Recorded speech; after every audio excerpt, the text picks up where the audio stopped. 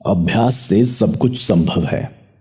राजा बहराम तीर चलाने में अत्यंत निपुण थे।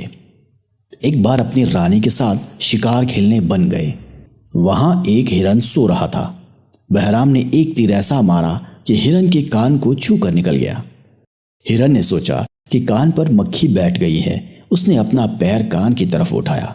बहराम ने दूसरा तीर ऐसा मारा कि पैर और कान परस्पर जुड़ गए।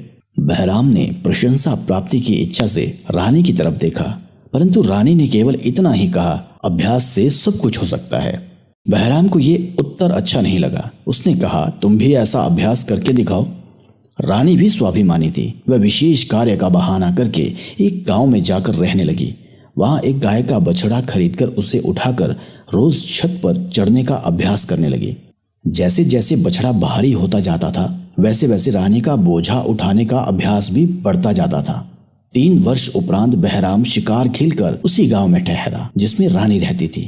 रानी का बछड़ा अब पूर्ण विकसित हो गया था। वह उसे उठाकर छत पर चढ़ रही थी।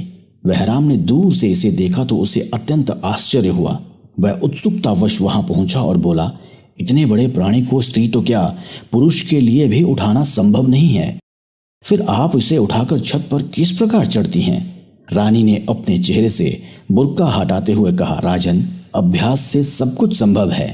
राजा ने रानी को पहचान लिया और अपनी हार स्वीकार कर ली। वस्तुतः अभ्यास से सब कुछ संभव है।